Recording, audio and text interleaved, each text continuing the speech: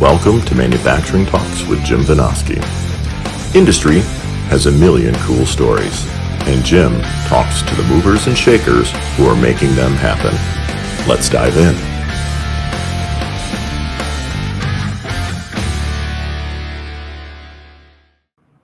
Hey everybody, welcome back to Manufacturing Talks. I'm Jim Vinosky, your host. I am so thrilled today to be joined, or to rejoin really, my buddy Shep Hickey. He is founder of a company called Bryzos. It's a steel trading platform he'll tell us about. He's also the host of a show I was just on called Irregardless, which was phenomenal fun. And I'm just so glad to have you here, Shep. Thank you for having me, Jim. Good to see you again. Good to see you.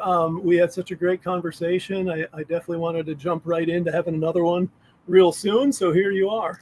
Yeah, let's do it. So you got this company we definitely need to talk about. You got the show we definitely need to talk about. Before we do, why don't you just tell everyone, who you are, how you got doing what you're doing these days? Yeah, absolutely. Again, my name is Shep Hickey. I'm the founder of Bryzos, which is an online metals marketplace. And how did we get there is a question. But Bryzos, if you're in the metals industry, we kind of more of a transactional platform, which would be bridging stock gaps for distributors or distributors selling out to fabricators and users. And it's just a way, easy and extremely fast way, delightful way for people to buy and sell metal. But how did I get there? Founded Bryzos in 2017, I think, technically speaking, and probably started thinking about it in 2011 would be my guess. Okay. So I was in the steel distribution business for a long time, and here in St. Louis with yards in Houston, Chicago, and started off there. Whatever the lowest rung is, I think I was there, which was I was proofreading invoices, and then I really got my first sort of sampling of how things were done in the metals industry. And granted, it was a long time ago, but for those who are in the industry and many others, when an invoice is sent out, you've got a packing list, you've got certificates, mill certificates that have to go with specific pieces of metal, and you have bills of lading. So I had to make sure all of that stuff was all gelling. And then I would scan it to myself so I could email it out. And that's where I started, and then went through, started doing what we call buyout, or if a salesperson from a purchasing perspective. So if a salesperson on our team had sold something, maybe sometimes not all of it was out of our stock. So we, sold some from stock, and then we had to go quickly source and ship that off. So I was part of that buyout team, which is we'd bring it in, turn it around, send it out.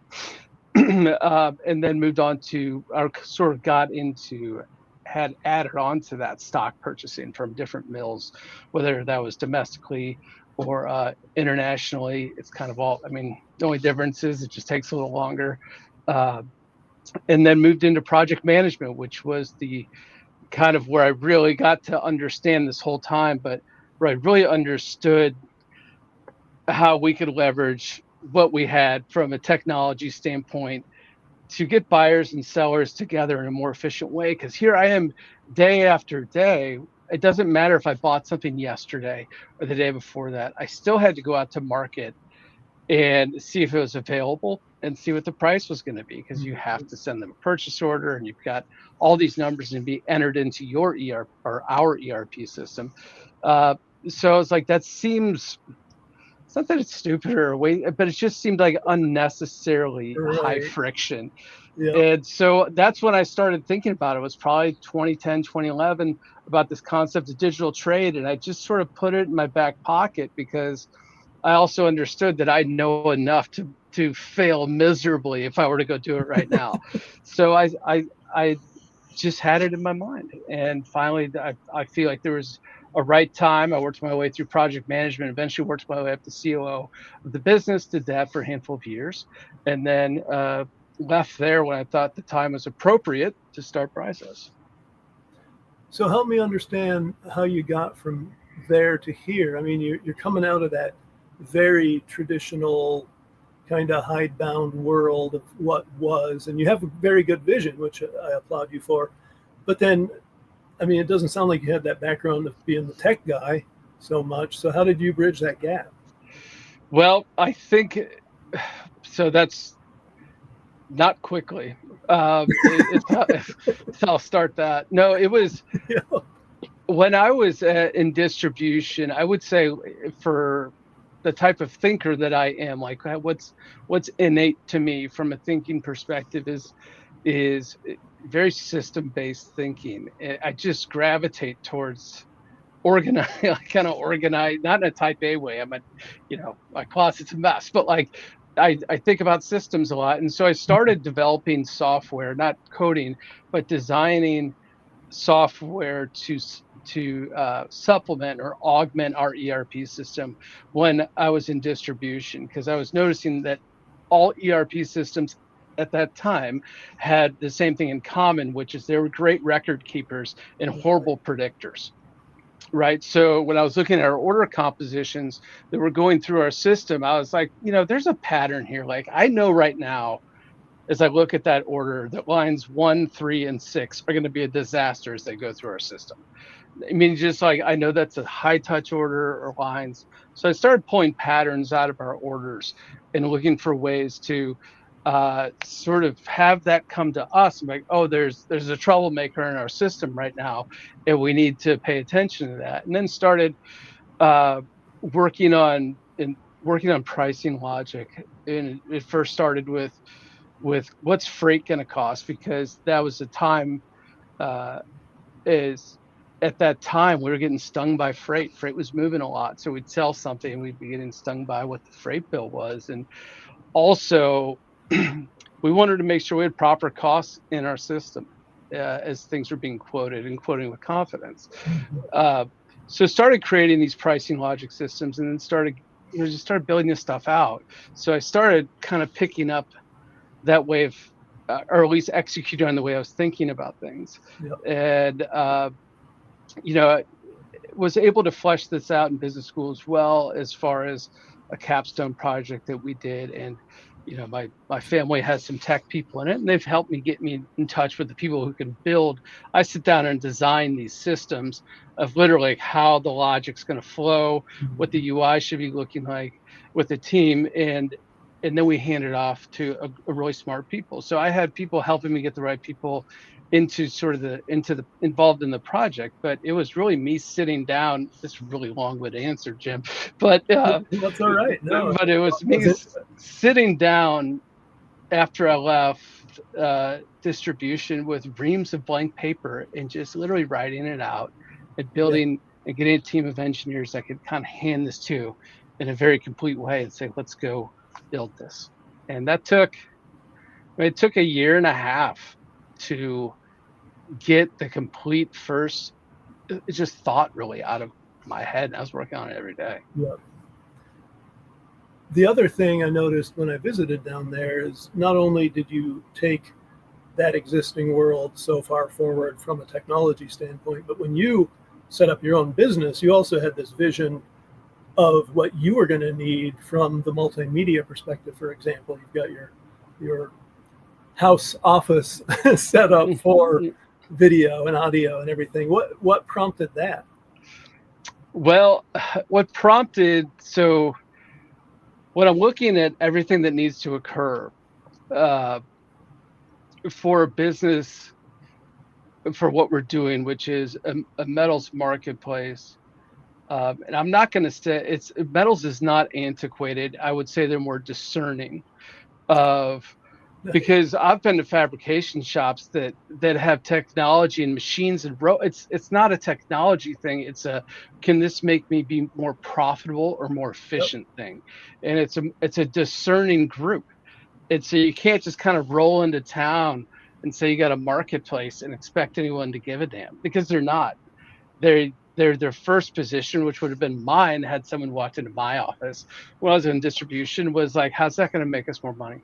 How is that going to allow me to be more efficient? And if you can't say that and align yourselves with them, in that way, then we kind of maybe think about a different pursuit.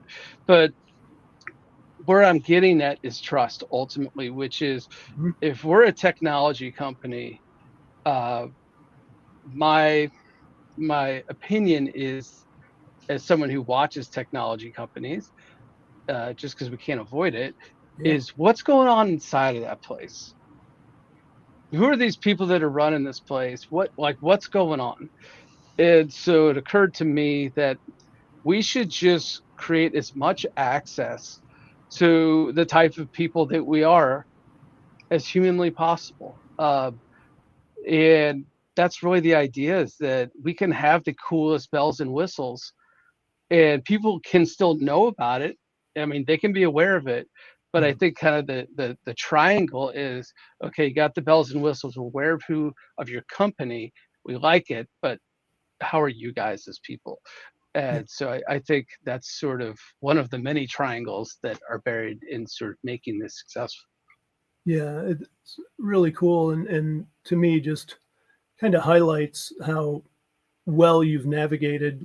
Like you say, it's that um, long-standing established business, and that's why it's discerning. It's been around for a long, long time, and yet technologically advanced. And now you're taking kind of that business process into a whole other level of technology. So then, as you built your team, what were you thinking, and how did you approach that to make sure you had what you needed? Well, team building is an interesting thing in and of itself. And as Yeah. you know, there are so many books written about team building.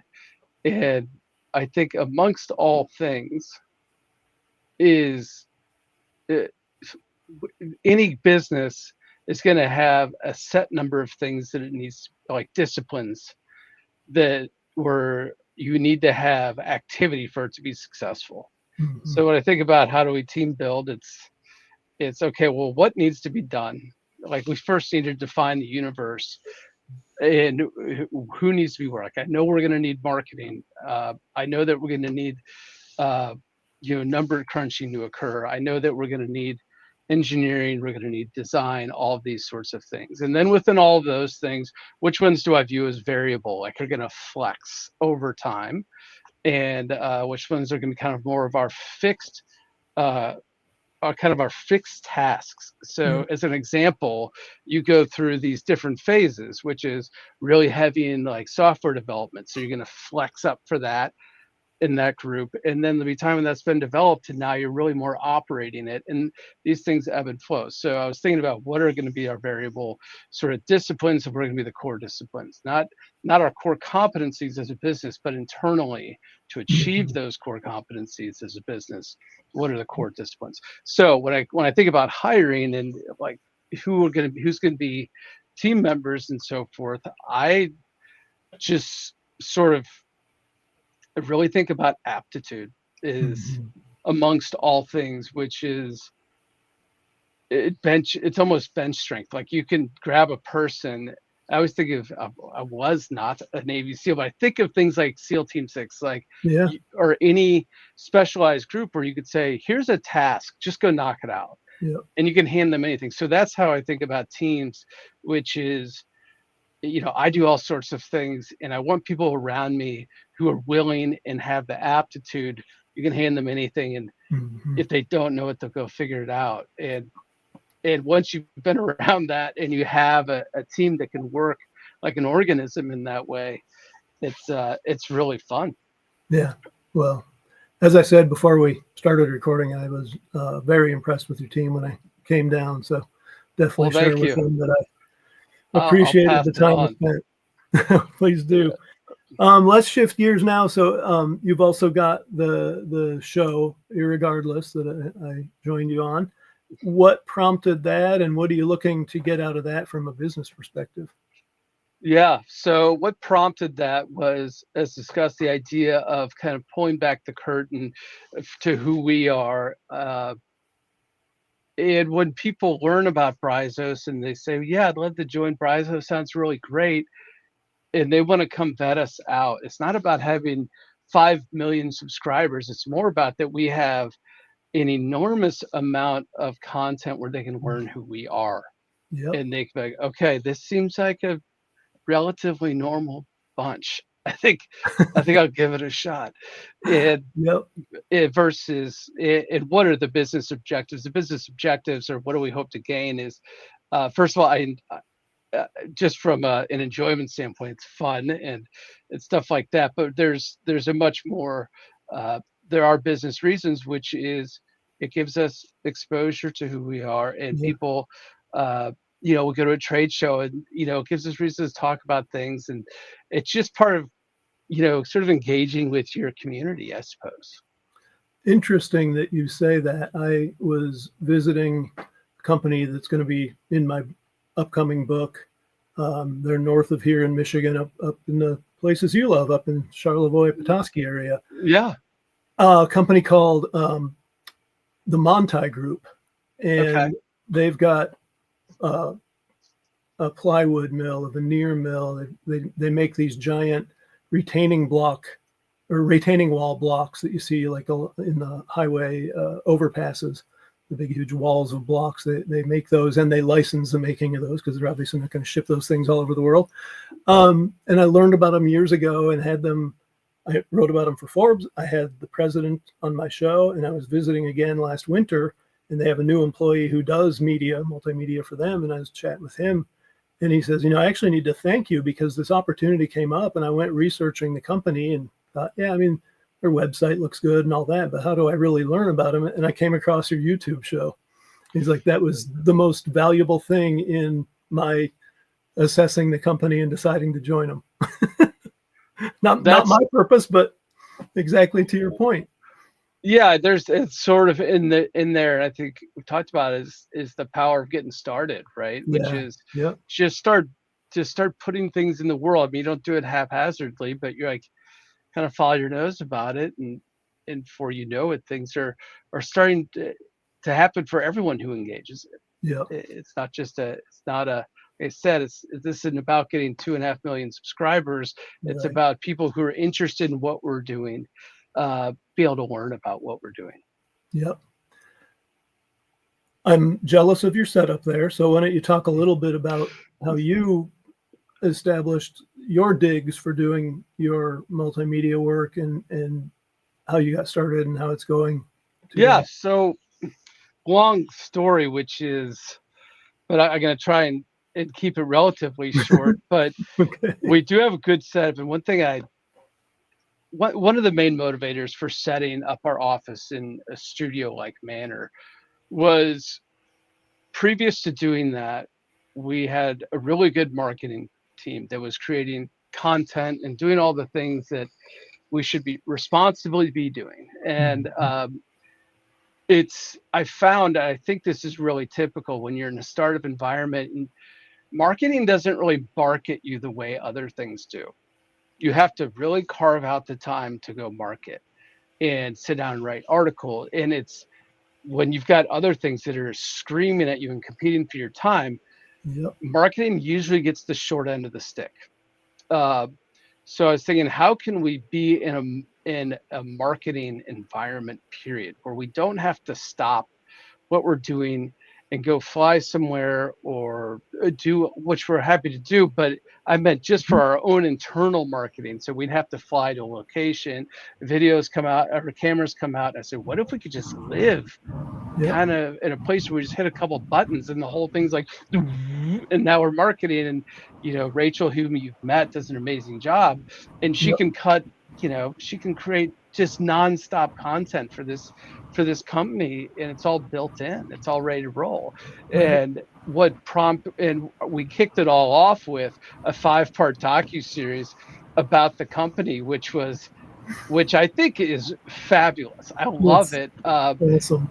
And it really showcases the team well, and the players and the designers who've been involved. I mean, we don't talk about it a ton, but the software designers that have been working on this do Samsung. They do, they've been involved with Apple. Like name a massive. They're arguably, it is a hard thing. It's like art is art, but arguably some of the best designers in the world, which is really cool. But anyway, we got there by doing this docu-series, and in doing it, I was like, we should just keep going because it's all built up, it's ready to roll.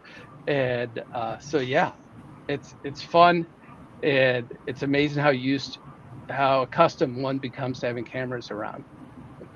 Yeah, and I mean, it's just so cool that you've kind of grown into what you need, and now you're so well set up from that end where a lot of people get stuck in that do loop of, well, I got to get this and I got to get that before I ever get started, and they just never get started. I can't tell you the shotgun blast it was to, like, the decision was made, we're doing this. And Uh-huh. I think it was less than a month. We had this place set up, and we had a producer, a director, and we had a post-production team, which is Broderville. They were amazing. And we had this whole 5-part series done in 2 months or something like that. It was insane. That is insane. It was Kudos fun. to you, though. It's amazing. Well, it was nuts. Let's shift gears again and talk industry. So you and I touched on this some in our discussion. I wanted to dig into it some more. You're in your own corner of the manufacturing world. There's obviously a lot going on and a lot of discussion about reshoring and building American industry back up. What is your take on the state of affairs, and what do you think we need to kind of get some legs under an American resurgence? Wow, not a small question. No, It's not definitely not. small. So where do I begin? I guess I would say this, which is, I'd say conceptually speaking, without knowing all the details, reshoring is a good idea. You talked about the idea of national security, being able to have responsiveness to what would be spikes in production, and being able to have, and not having uh, a dependency, and further than that dependency, a lag time, also associated with getting the physical goods to where they need to be. But I think it's a good idea. I think it's good for economy, and setting aside the, I guess, the skills gap. Let's assume we got everyone we need to go work there. Uh, how do we, if we say you can't bring things in from overseas as easily or as economically, it just leaves this void of, well, what are we supposed to do then, because now I kind of can't get it anymore. Mhm. And how are we going to get factories built and up and running to produce these goods in an amount of time that doesn't leave companies downstream in a major lurch. Yep. And so that, to me, in a vacuum, it's like the you'd have to greatly reduce restrictions, and fast track permitting and all of those things that would have to happen to get an infrastructure tilted up. Now, to your point, which is, I think there's a lot more manufacturing here than people tend to realize already. So it's not like we don't have any, uh, but there are some major industries that have been offshore. Yeah, and a piece of that, like you said, is the skills part, and there's certainly discussion about that. In your corner of the world, is that something you hear about? You know, not as much, because distribution, where I'm coming from primarily, is you're not going to have, it depends on the distributor, that how much in the value add services are they getting. Are they getting Yep. really, to super high value add services where things have got, yeah, basically they're into fabricating at that point. But when you're talking about distribution in a general sense, you're talking about receiving large quantities from a source like a mill or otherwise, Right. and inventorying that properly, being able to sell it and move it on down the stream without a ton of value add services. So you don't have, while you need smart, good, reliable people, you don't need them to have a super specific skill such as welding or uh, name a trade, but you don't really need that. You need somebody who's, handy. They can put pallets together and, band things together. But in a very sort of, in its most traditional sense, distribution doesn't, doesn't demand super highly skilled, skilled workers. Yeah. And that's not to say that they're not bright. You know what I mean? Like it's just in the context of the discussion, they don't need to be what we're calling a skilled worker. Right. So in from a marketplace perspective, because we're living between fabricators and distribution primarily, we don't get to have a ton of interface with that, but I can witness it in other ways. I mean, you just see it. That being said, though, I mean, there's certainly the work element, regardless what industry you're in, that we might be lagging a bit on. And we've had some really cool discussions, both on camera and off, about some of these things that are affecting people nowadays, especially our youth. And is that something you see around, like you say, someone who can knock a pallet together? And yet I submit that fewer and fewer kids coming out of high school are able to do that because they're not working on their cars at home. They're not getting necessarily an after-school job. They're not having shop classes.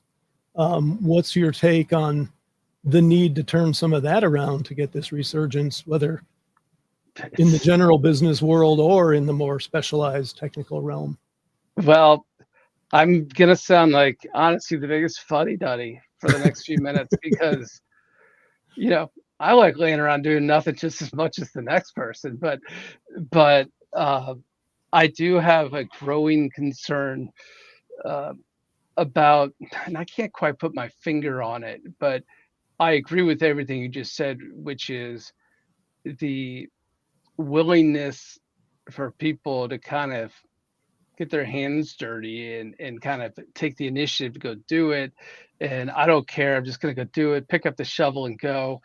It doesn't seem, it feels like older generations are here more to serve than maybe the younger generations. And that's a gross blanket statement, but I think in general, it's going to hold true. And, I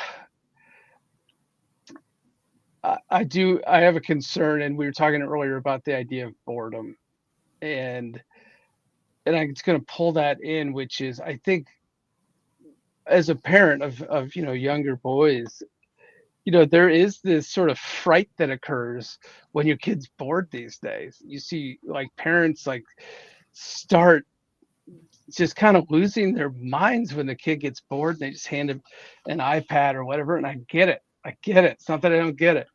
But I think that's kind of the source of it, is that it's parents are as busy as they've ever been, and iPads are great babysitters. It's just a fact. That's like not an opinion. They hand a kid an iPad and you can get back to what you're doing. And Jesus, I mean, COVID accelerated that in an enormous way. And all of a sudden you have people at home, and you had two parents that were working, and now you have a kid that can't go to school and they've got an iPad, and what's the parent supposed to do to a degree, because the world has changed now. Like when I was growing up, you were growing up, you'd be like, go outside, get the hell out of here, like, go play stickball in the street. And so now that option by and large doesn't seem to be a viable one. And neither does the concept of getting bored be a viable one. There was also a time when it was like, just sit there and be quiet. I'm working, and so just be quiet. And so, anyway, fuddy-duddy land, but I agree. Well, and I'm older than you are, so I guess I get a free pass on fuddy-duddiness. But we had the discussion around screens on the show you had me on Irregardless, and then in the meantime, I think I mentioned this book when we talked last, The Comfort Crisis by Michael Easter, and I got into it. I'm halfway into it now, and I expected stuff around physical activity and adventures and things like that, just from reading the liner notes or whatever. But there's a whole section in there about screens and about boredom. And it's just amazing. It's not just the kids, it's all of us who have just drummed the whole concept of boredom out like it's this big negative. And the research that Michael Easter did, and had some of the experts in psychology and in academia chime in on for the book, is boredom's actually required. And in fact, boredom is a positive because it helps both rejuvenate us and kick off kind of that next round of creativity. And he poses the very good question of what are we losing for all of us being on our screens all the time and never experiencing that anymore. What do you think? What do you think we're losing? I mean, you've spent some time with this book. What are your thoughts on what we might be losing? Well, I'm an avid reader and have been my whole life. So the advent of screens during my lifetime is certainly, taken away. The time I spend on screens takes away from something I was doing before, but I'm still an avid reader. But I see fewer and fewer people reading books. I think it's becoming a thing of the past that people sit down and read through an entire book and get the whole message. Reading Easter's book and hearing that about the whole creativity front, and he talks about the screens and the kind of indoor activity thing. The other piece that, at least so far, he hasn't got into, maybe he does, is the people who are the most adventurous and who get bored and therefore, kind of act up or get boisterous or whatever. They're the kids we're drugging now. And so not only are we individually losing that element of what it takes to be creative ourselves, but we're kind of ruling out that anyone is this hyper creative person anymore, because that's just no longer tolerated in society, which I think is an absolute disaster. Well, I think that, to your point, I'm sitting here thinking as you're talking. I mean, all the hobbies I have and things that I love to do are all born out of me being bored at one time. And it to put a fine point on it. So I'm in a band, and I remember when I learned how to start playing the guitar. And I remember I was walking around our house when I was a kid. Well, I was actually talking to let me back up. I was talking to my kids because they were bored. And I said, guys, we're going to focus on how to be bored. And I literally was having, they're 10 and 8. They're looking at me like, you're a psychopath. And so I was like, we're going to focus on how to be bored. And they're like, why would we do something stupid like that? And so we had recently had a concert, and there were probably, 1,500 people there. Wow. And they came, the boys came for a moment, and they saw me up there playing, and they probably thought it was cool because I was probably being awesome. And and they really thought it was cool though, and I thought it was cool anyway. So in our conversation, that moment about boredom, I said, guys, remember that night that you saw and I was out playing, and I was so happy when I was playing, and the guys I was playing with were all happy when they were playing, and there were 1,500 people there that were happy. That whole thing was born out of boredom. Because when I was a kid about your age, I walked into my dad's room and I said, I'm bored. And he literally pulled a drag from his cigarette and was like, not my problem. And he goes, there's a guitar in that closet over there, and there's a Mel Bay music book in that closet over there. Why don't you go learn how to play it? I said, fine, I'll go play it. Wow. And I dragged, there was this old crap amp, and I dragged all the stuff from my room, and I have not put it down since. But I will tell you, had he thrown me a phone or an iPad in that moment, I would not be playing an instrument. And that holds for probably 10 or 15 things that I keep in my life right now. And that had I been given, and I don't fault parents for it. I get it. I really do. Everyone's slammed, and that's part of the viciousness of this, which is how do you step off of it? Yeah. Right? Because as employers, I'm an employer, and you know, as demands grow, this whole culture of you're always available, and Mhm. there's a lot to be said for, okay, I'm working from 8 to 5. You guys can own me from 8 to 5, but that's it. And Yeah. so I don't know, I'm kind of droning on a little bit, but I feel like boredom is it's where you get good at things. It's like the woodshed.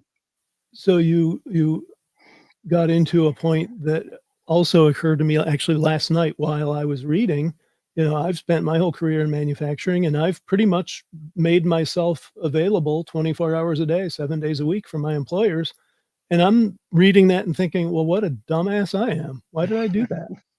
And I think it is way past time that we en masse push back on that and say exactly what you just did. You know what? You're paying me for a work day's worth of work. If you want more than that, you're going to pay me a whole heck of a lot more.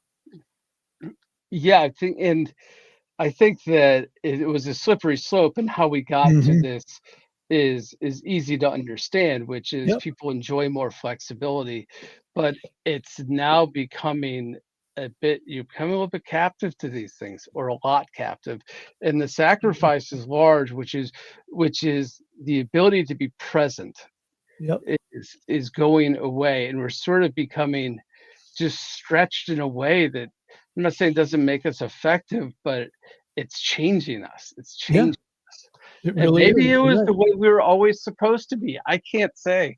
I mean, the way that people gravitate towards these things, maybe it's like we're finally able to be who we were supposed to be. I have no idea.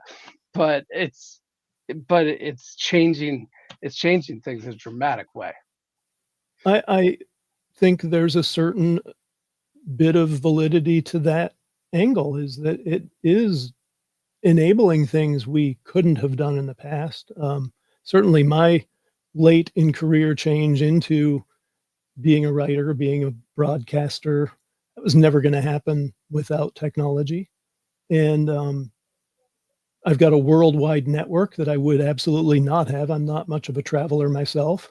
That's how people built their networks in the old days, is they went and visited people. They got out there themselves. Now, I mean, I talk to people all over the world every day.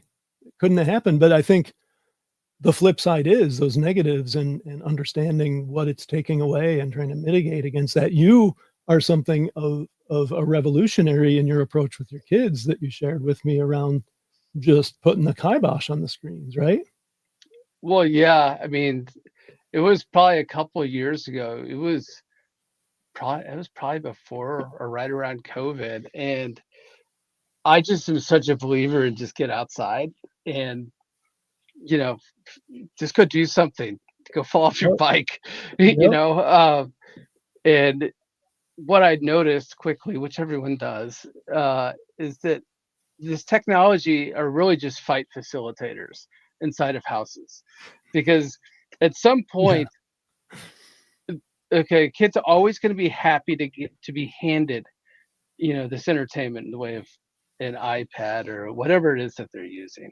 right, Should start saying tablet. yeah, But anyway, a tablet. Uh, but at some point, you're going to take that tablet from them and say, okay, now it's time to put that down. And kids lose their minds when you do that. They literally it just all comes uncorked. And you're yep, sitting there like, oh my God, this kid's going crazy right now. And yep, so I was looking at that and I was like, well, but we're done with that, because the kids were old enough. They're like 6 or something or 5, and we'd been outside throwing balls for a couple of years at this point. yep, And the biggest smiles I have ever seen on them is when we walk inside from having been outside screwing around, doing whatever, throwing a ball, but they kind of were like, I don't totally want to. And I'm like, I'm not totally interested in what you're wanting to do. Let's go outside. And so we go outside, but they are always pumped when we go inside. Kind of the yep, inverse is true of technology, was they pick it up easily, and it's a disaster when they have to put it down. And I prefer tranquility in a house versus, sort of this discord because of a kid wants to play Frogger or whatever it is. And so I'm just like, let's eliminate them. And they're still sitting on my desk. And that was a couple Right. of years ago. So, I think they've benefited from it. Like, we do have, and our journey's not over. I don't know, I'm not saying I'm some great parent. Okay, our kids could be awful. I have no idea.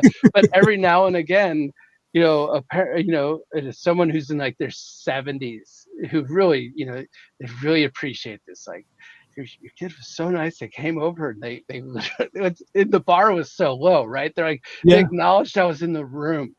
Uh, but people appreciate that stuff. It's fascinating as you were talking and you mentioned that about the huge smiles and being outdoors. It reminded me of last year. There were 3 separate instances where my younger son commented about these things being once in a lifetime, remember forever happenings. And they were the full solar eclipse. We went and made sure we were in the zone of totality for that. So we saw the full thing. It was, we did a summer vacation that included Buffalo, and we spent a full day at the falls at Niagara Falls. We were on the Maid of the Mist, just getting absolutely pounded by the falls, and just, in hog heaven. And the last was my younger son and I went on a kayaking thing with scouts, and we found ourselves up in Lake Superior on an island, got out of the kayaks, we're getting dripped on from above underneath this cliff, just chilly and wet and absolutely loving the hell out of it. Yeah, I've never heard any point about a screen being a once in a lifetime, remember forever thing. No, and I don't think you're going to. I think no. I love everything you're saying about that because I feel well, very and it's funny because now it makes me once again think of this, folks. You should read it because the other piece about it is we don't have these adventures anymore. I've been blessed to have them, and my sons are getting some of them, and you need to have that as part of your life. I wonder if it's getting to the point where there's a group of people that don't. So I said this the other day. I was 2 weekends ago where I got our kids up and we just left for the day. And one of the things we did was we just grabbed a bunch of baseballs and our baseball bats and stuff. And I said, we just went out to this field, threw a couple targets out there. We did basically closest to the pin with baseball. Yep. And I said, guys, this is nuts, right? And I said, what I'm trying to show you is that you have to go make your own fun. Like, this is a ridiculous thing we're doing, but just get up and go, go do it. And I think that that's actually becoming a lost art of just kind of go have some adventuring. And I'm really trying to teach them because that's kind of ties back to the original question, which is, are you waiting to be entertained, or do you know how to entertain yourself? Are you waiting for someone to show you how? Or are you willing to go figure it out? And so I think these are all tied together. And I've said many times, I was like, from a parent's perspective today, if you can teach your kid just to be someone to stand up and take action, I think unbelievably that's a big deal. And it's going to be an increasingly common thing they find, setting themselves apart from others. Because I don't know if you agree with this, but is there eventually a day of reckoning for people that aren't learning that along the way, meaning that they're going to reach 25 years old or they're going to reach 30 years old or whatever it is? Does that eventually come home to roost, or it doesn't matter if you teach them because they're going to find out anyway? Or, I do think that people will eventually realize they've been missing out on something. We do compare ourselves with others. And I think as you have these more and more stark differentiations between people who've had these experiences and develop that creativity or not, then Yeah, the ones who don't have it are going to be scratching their heads about, what happened. Well, I think a great experiment for anybody, and I understand the reality, like I said, of like people are busy, but to the extent you can, just say, okay, we're gonna pull this stuff away for literally a week. Yeah. And for anyone who has younger kids, I mean, by day 2, coloring books will be out, Legos will be out, Yep. Candyland, the board game will be out. It happens because people don't like being bored. So Right. they Yeah, they're can gonna do figure it. They're gonna figure it out. And Yep. so it's an easy transition to make. It's kind of like going on a diet, right? Like the first little bit sucks and then you're good. Well, and it's not just your kids. Do it for yourself. True. Take it away from Yeah. yourself. We got to wrap up. Is there anything we haven't touched on that you wanted to share before we? No, it's been a really fun conversation. Yeah. And clearly something we could go on for a bit, but no, I just want to say I thank could you talk for to you having for me. hours, Shep. Yeah, it's been fun. Well, thank you for joining us today. It has been phenomenal. I appreciate it. All right. Take care, Jim. Yeah, and of course, as always, thanks to you in the audience. You're why we're here. We're here every Tuesday. I hope you loved Shep's show. I love being here with him. Next week, we've got, I think, another phenomenal show. We've got the SVP of Industrial Automation for Schneider Electric, a guy named Andre Marino, I think it is. I have to look it up. Andre will be here with us to talk about lots of other stuff in industry beyond what Shep and I touched on. So tune in next Tuesday. We'll be here. In the meantime, Jim Vinosky with Manufacturing Talks, signing off. So long.